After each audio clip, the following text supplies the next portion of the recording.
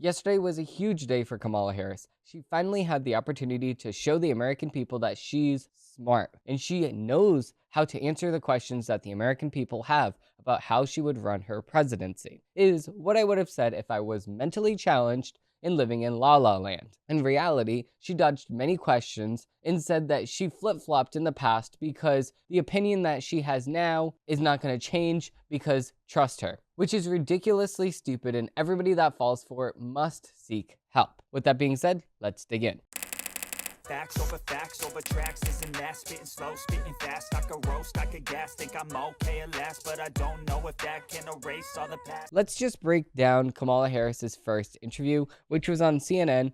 Obviously, it was a very, very, very, very soft interview. Like, if there was a scale on easy to hard interviews, this is like in the negatives. It was super easy that when she didn't even answer the question that was supposed to guide her, there was multiple times that there was multiple choice answers, which doesn't even make any sense.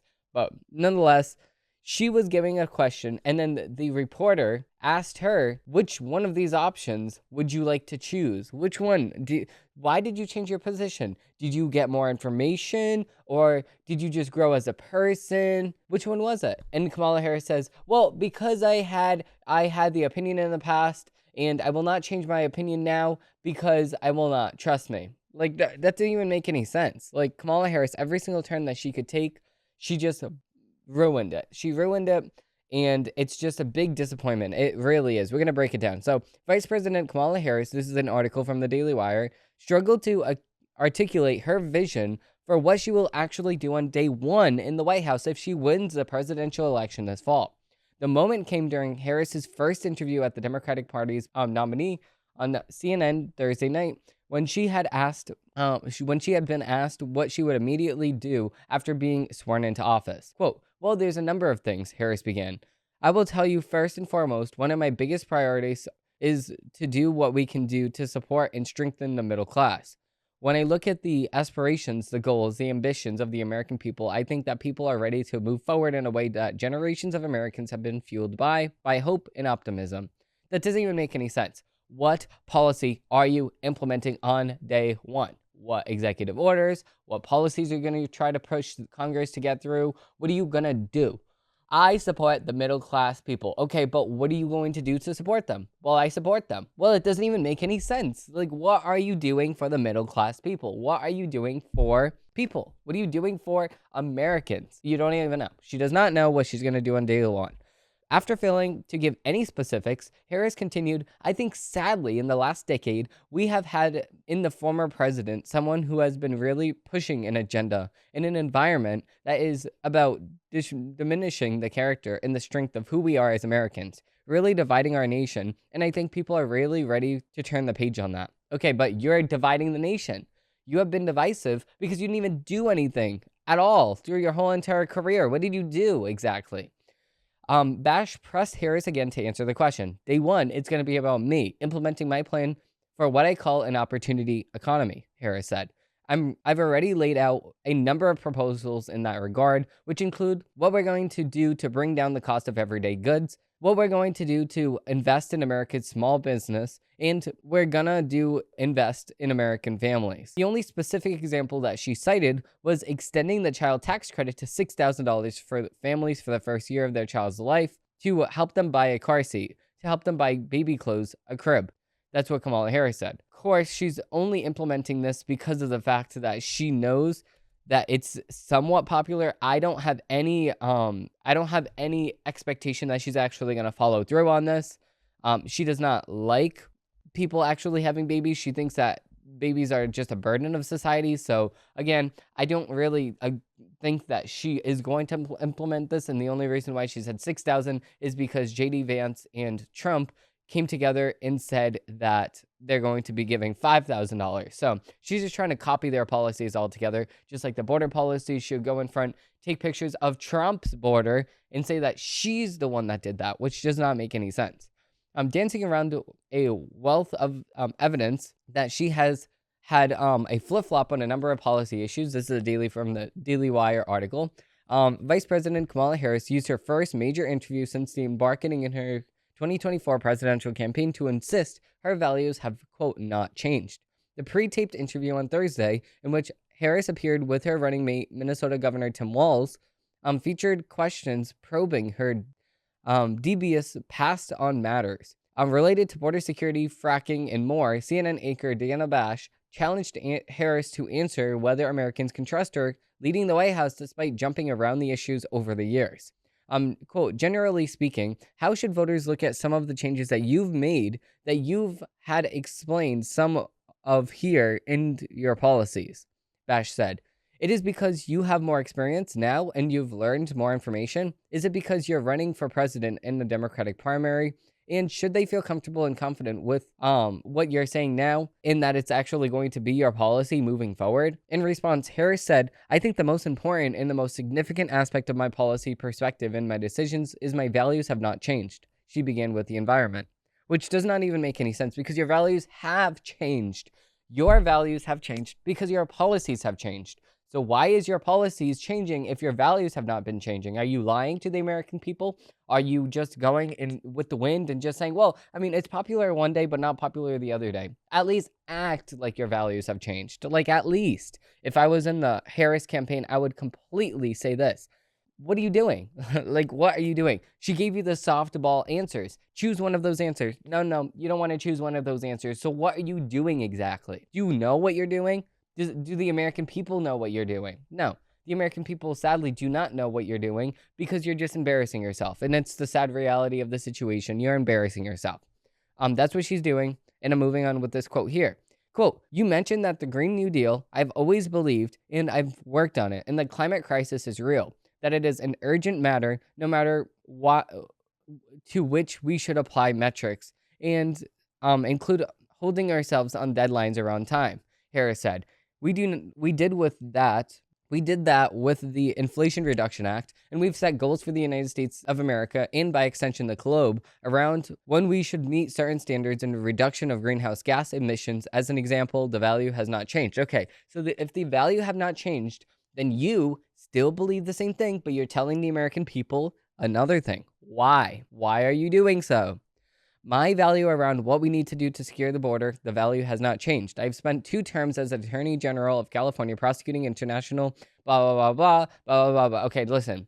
If your opinions have not changed on the border, why did you say in 2018, this is your own words here, I actually retweeted your own tweet from 2018 about how Trump should not build the wall? So why is it that you tweeted that, but now you're saying a different thing entirely? She said, funding Trump's unrealistic border wall would be a gross misuse of taxpayer money. Why is it that you said this in 2018, but you're saying that we should invest in the border now? So your value did change, since 2018 at least. Former President Donald Trump's campaign, via its War Room account on X, pushed back on the ways Harris sought to paint herself as being consistent on her, quote, values, while giving a runaround on the question of whether she is reliable given her shifts in policy stances. It said in one post, Kamala Harris confirms that she's still her radical self, who supports decriminalizing illegal immigration, the job-killing Green New Deal, eliminating private health insurance, banning fracking, and so much more. Completely agree. In other posts, the account drew attention on how Harris has changed her stances on a fracking ban and ending cash bail. It knocked Harris for, quote, allowing millions of illegals to cross the border, giving them amnesty to free reign to terrorize our communities. The War Room account also highlighted Harris's comments on climate change, equipped with the intent to underscore yet another word salad from the VP that it invoked. That feeling when the essay is due in 10 minutes and you haven't hit the word count yet. Yeah, I completely agree. She dances around the issues that she's asked. And she just pretends as if she answered the question. Like, no, what you're doing, you're sitting here saying such as, like the American, the pageant girl. She's like, oh, well, we should have world peace. We should have world peace, such as. That's Kamala Harris just trying to get the word counter up. Like, oh, and I am there, and I am this, and I am this, and I am that, and I am this, and just a big run-on sentence because she's running out of time to get the word counter up. So yeah, it's completely foolish. It really is, because even for me, if I want to get a word counter up, I'll go up and I'll add some more sentences to a couple paragraphs, and that's exactly what I would do. But for Kamala Harris, she'll say such as, in the context of, in the subjective framing of time, and in the essence of time, and blah blah. Like, what are you even talking about? She doesn't even know. Moving into the next article here, we have asked directly about stolen valor. Walz hides behind school shooting and bad grammar. So, Governor Tim Walz, Democrat from Minnesota, like we've been talking about, attempted to explain his way of misstatements and exaggerations about his time serving in the military by hiding behind a school shooting and claiming that his grammar was not the best. But you said that you had weapons of war in your hand. You shot weapons of war, so you know weapons of war when you see them. You said that.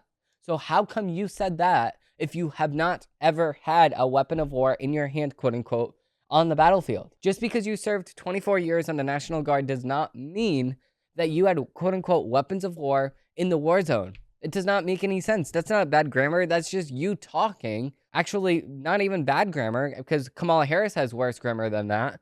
And you are not on the battlefield. So you misspoke. And not you saying that you had bad grammar in that aspect, but you misspoke in the context of lying to the American people. You lied.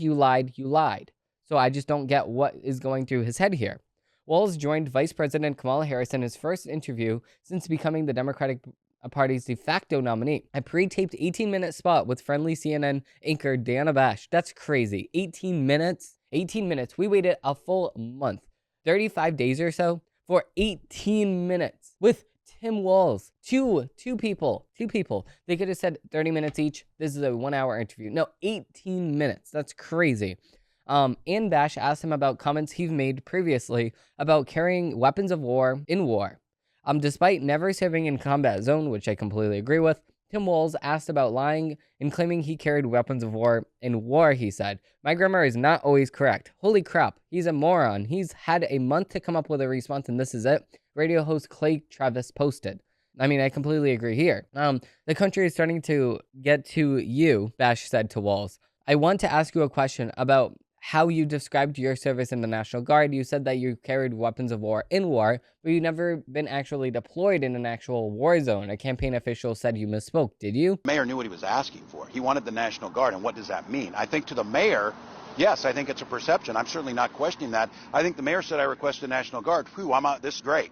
We're going to have massively trained troops. No, you're going to have 19-year-olds who are cooks in some cases. And what are we going to do and how are we going to use them? He just said that he loves the National Guard and all this, but he just demeans the Minnesota National Guard by saying that they're 19-year-old cooks. That doesn't even make any sense. Of course, he does not like the National Guard. He does not like the military, especially during the 2020 riots. He was just trying to be the good guy by saying, "Oh no, just loot, just steal, just set everything on fire. Yeah, it's okay. Just do that and you'll be fine." But of course, when he goes ahead and does that, then he has to tell the National Guard and the military that's here to protect our American cities from actually getting burned to a crisp, to actually stand down. He would instead like to demean them to have some acceptance on the right. I mean, it's very sad. You just sold out for some brutes that will happily burn your house down. Of course, they don't ever have to deal with this, and the most that they'll ever have to deal with is Tim Walz's wife actually just keeping the window open as long as she possibly can to take in the smell, which does not make any sense because that's business is burning. That's another thing entirely. With that being said, we're going to be moving into the headlines of the week.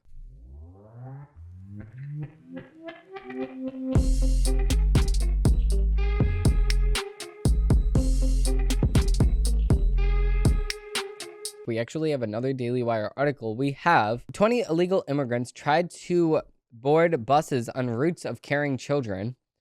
This is all on the Harris and the Biden administration because they're just allowing these immigrants to come right in. More than 20 illegal immigrants in Southern California attempted to board school buses on 2 separate occasions as the buses were en route transporting children, school district officials said. 2 bus routes in Jamal Dilson Union School District were interrupted by groups of illegal immigrants earlier this week, forcing the school district to warn parents to stay vigilant. Fox News 5 San Diego reported the first incident happened on Tuesday afternoon and involved 3 men walking in the middle of the road trying to get the school bus filled with children to stop. Superintendent Liz Busterit said that the bus had to go around the group to continue on its route. Of course, if I was a school bus operator, I would not stop. I would just go through these people, if anything, because these children's lives are more important than an illegal immigrant that's trying to kill them. So, I mean, of course, when we sit here and say, will we rather protect these children, or would we rather have a person that's trying to kill these children have the repercussions of their own actions? I would choose the latter option. I mean, every single time. On Wednesday, another bus stopped at a designated pickup spot where the bus from Tuesday was forced to drive around illegal immigrants and was met with a group of 20 illegal immigrants who attempted to board the bus. So these it's a sad reality that these school buses should have a cop on it. They really should, because what are you going to have, a hall monitor type person? What are you going to do? Fight off the illegal immigrants, and they're going to kill you, take over the bus, and then kill all the students in there. I mean, that's a sad reality of what could happen. So why are we not going to have a cop in these school buses? It's because of the fact that these cops are so underperforming in the aspect of new officers and officers on the field, that they do not even have the resources to actually do this, implement this actual standard of having cops on every school bus, because they probably don't even have enough cops, and that's the sad reality. The superintendent said that the district reported both bus incidents to the United States Border Patrol, California Highway Patrol, and San Diego County Sheriff Department, according to Fox News 5. The San Diego Sheriff's Office was made aware of the incident today. We've conducted an investigation to determine if a criminal act has occurred. It definitely did. The Sheriff's Office takes issues regarding student safety very seriously. We're working with the school district in order to keep these students in our community safe. Jamal is just 25 miles away from the Mexican border in Tirana. The San Diego sector has been a hotspot for illegal border crossings this year, with more than 37,000 arrests made by United States Border Patrol in April alone. That's crazy, the Associated Press reported. As authorities investigate the incidents, the school district said that the bus drivers will pass any stops where suspected illegal immigrants are present, and told parents to follow the bus to the next stop for the safety and the students of the bus drivers, which I completely agree. But then shouldn't they just have a security guard on the bus? I would say so. Please stay vigilant, and if these bus drivers pass by, please follow the buses to pick up your child at the next stop. Bessuret wrote in an email to parents. She added that the district's director of maintenance and operations would begin following the buses to ensure that everything was quiet. Yeah, of course. And then the director of maintenance, what is he gonna do? I mean, he needs to get a security guard on the scene, because what is he gonna fight the illegal immigrants that are trying to board the bus? No. What are you gonna do? You're maintenance. What are you gonna take the hammer to his head? Like, I mean, yeah, that could be pretty effective, but I mean, how about we just have a cop on the school bus? That's what I would say. With that being said, we do have a Federalist article. We have 7 things Kamala Harris has never done that will be hamstringing her as president. So, who would you rather have a beer with, Donald Trump or Kamala Harris? Trick question. Trump doesn't drink, and Harris's handlers aren't going to let her off the leash for a drink with you. Loser. But if you somehow did enter a table with Harris and a bottle of wine, don't play Never Have I Ever. She would kill at that game. Here are some things that Kamala Harris has never done. Number 1, had a meaningful, unscripted interview as Democratic presidential candidate until yesterday. Obviously, she had, well, I mean, maybe even not meaningful. So yeah, maybe this is still correct, because Kamala Harris likes her interviews the way that Democrats used to like their abortions, safe and rare, and she's playing hard to get with the American people. Voters are most desperate to hear from her, but don't be thirsty for her just because she has finally agreed for an interview. Of course, we saw how that interview was conducted. No pushback whatsoever. Told the truth about Joe Biden's health, obviously.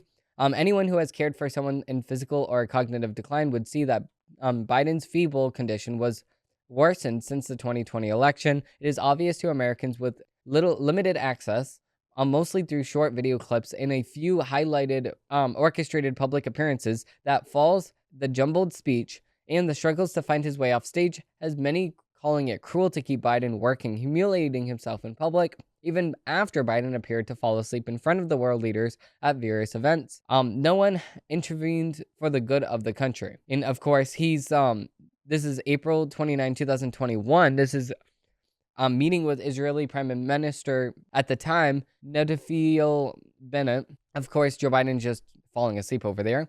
Earned a single delegate. What happened to saving democracy? Harris is in the position through a coup-op. According to the dictionary, this is a sudden, decisive exercise of force in politics, especially the violent overthrow of alteration of an existing government by a small group. Of course, voiced remorse over the botched Afghanistan exit. To be sorry for how the military was instructed to leave Afghanistan would be to admit it was wrong. Good leaders know that they're imperfect and admit when they are, because that is a path of healing and course correction. Harris and Biden owe an apology to the Gold Star families of the 13 service members who have died in the withdrawal, and the American people must be accounting for the $7 billion in battle gear the administration left behind. Of course, we all remember this. The truth is, Biden and Harris are not sorry about how the things turned out. If they were, then they would say so clearly when they are asked about it. And they would have acted in natural remorse when it did happen. But they are not notably troubled, and it is troubling. And I completely agree with that. Been to a stress point at the border. Harris never acted with urgency about after being put in charge of the border. She talked on working on the, quote, root causes of immigration, such as poverty in other countries, but didn't address the many other complex reasons for border crossings, such as drug and human trafficking. Cared for an infant, toddler, or elementary school child. You don't have to be a parent to be president, but Harris has never been in the daily trenches of parenthood. She cannot fathom the struggles, sacrifices, and rewards of parenting. Her stepson was 19 years old, and her stepdaughter was 15 years old when she married her husband, Doug Ermoff. Some life truths have been revealed only through the blessing of parenting. So when Harris passionately advocates for abortion rights or aligns herself with National Education Association, one of her mega donors, and is platforming for her providing minors with school libraries filled with sexualized books, know that she has no lived experience when it comes to the day-to-day protection of children. And offered to a digestible policy platform, she has never did this. If you haven't heard Harris's life story, you can read about it at her official campaign website. Just click past all of the donation options, and you won't find a policy platform on the site. This gives her room to sway on policy messaging based on what is most political useful that day. And the media actually just stands up for this. It makes her look like a weak woman who is not sure who she really is or that she intends to be. But chances are, at 59, she knows exactly who she is and who she intends to do and what she intends to do for the United States. She just does not want to discuss that with you. And I completely agree with this because, of course, if she was open on her policies, she would not be concealing her policies. She would be instead showing this to the American public and celebrating her policies because she thinks that it's the best for America. Of course, she does not care whatsoever. With that being said, we're going to be digging into the media's takes. No, I'm not a writer. Okay.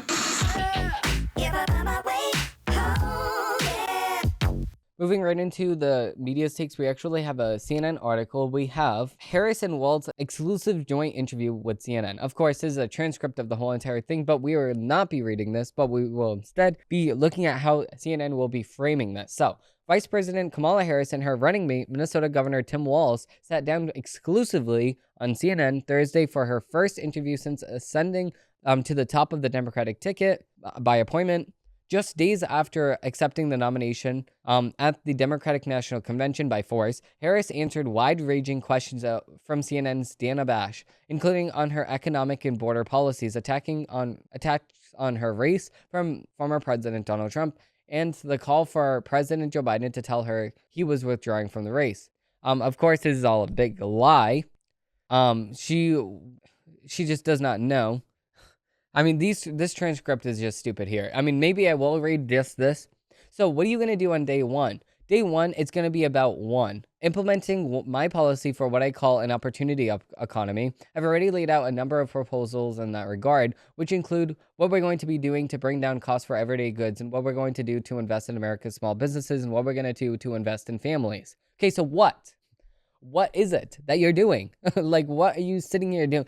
Oh, what are we gonna do here? We're gonna invest in you. We're gonna invest in you. We're gonna do a bunch of things for you. Okay, so what? Oh, we're gonna do things for you. Okay, and then she has an example here. Extending the child tax credit to $6,000, which is a Trump policy that she just stole for the first year of their child's life to help them buy a car seat, to help them buy baby clothes, a crib. There's work that we gotta do to start investing in the American people around affordability housing. Okay, so what are you gonna do there? A big issue in our country right now. So there's a number of things on day one. Okay, so what? Like, it just doesn't even make any sense. And then she goes and turns to Walz as if Harris answered the question and says, well, how about you? Okay, well, he says, I'm excited about this agenda too. As I said, the idea of aspiring America to be what it can be. And I think many of these things that the vice president promising are things that we share in values. And the child tax credits, one we know that reduces child poverty by a third. We did it in Minnesota. To have a federal partner in this, unbelievable. I think it's the impact that we can make. Okay, so what's the policy? Oh, I'm just so glad to be here and I'm dancing and I'm joyful. Oh my, I'm so joyful. And I'm just happy to be here, guys. I don't even know what to say. I'm just happy to be here. That's what it boils down to.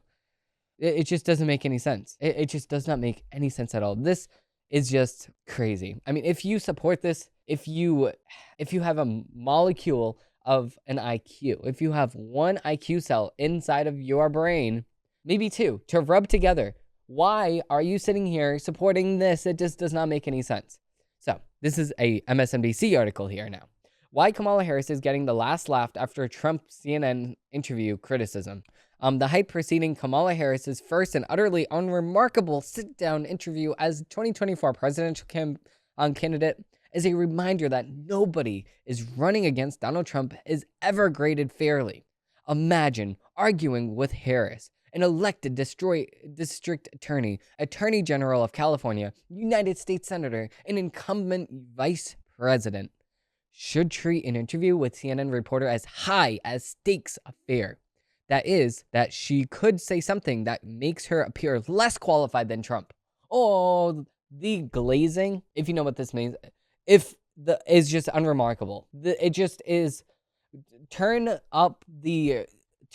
like, I just don't even know what to say right now. The amount of kissing feet and kissing rear end this article started off with is just beyond me. Republican vice presidential candidate J.D. Vance, apparently believing Trump's ticket needed even more misogyny, suggested in a social media post Thursday that Harris would be incapable of holding her own.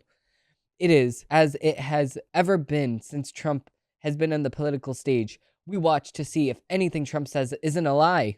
And we watch to see if other politicians say anything that's at least a bit false. In an ideal world, nobody would have been sitting on the edge of their seats wondering if Harris would sound knowledgeably or prepared for an interview. If only because she could never sound less knowledgeable or less prepared than her own appointment often does. God, how does this even happen? How does MSNBC stick their butt so far up Kamala Harris's butt that they actually turn into Kamala Harris with making no sense? How is it that Kamala Harris is more prepared than Trump? Then if Trump is sitting here doing like 20 interviews per month here, an interview like twice a week with different people, Logan Paul he sat down with, all of these different people, he went there at a hostile media environment alone, and he answered questions. He did multiple interviews, and Kamala Harris does one interview, and they're sitting here saying, oh my God, she's awesome. Look at her. Look at her. Look at her glow. Look at her awesomeness. She's so awesome that her awesomeness actually makes me pale in comparison. That's exactly what these articles are giving on CNN and MSNBC. It's just horrible. And we're going to sit here and try to ignore the problem at hand. There's a video that is surfacing of an armed man walking through a CO apartment building after official warned of Venezuelan gang takeover. New video footage shown from a Colorado apartment building appears to vindicate warnings from Urida City Councilwoman Danielle Jerksky, who said earlier this week that the complex is being taken by violent Venezuelan gang. The video footage showed by Fox News on Thursday shows multiple armed men walking through Aronia apartment building and entering an apartment, knocking on the door with guns drawn. Okay, this just shows another reason why people should have protection in their homes because of this reason. I mean, what if somebody comes to you with an illegal gun? Then what are you going to do? You're going to sit here and say, please, this is a gun-free zone. Put your firearm down. You think they're going to listen to you? No, they're going to shoot you. Like, what? You need to protect yourself, man. This video footage shown by Fox News on Thursday shows multiple armed men walking through an Aronia apartment building and entering an apartment after knocking on the doors with guns drawn. Drinsky told Fox News earlier this week that the Venezuelan gang has taken control of apartment complexes in the city. That's exactly why you should just move out of California, because they do not care. I mean, yeah, California, but also Colorado, because they just do not care.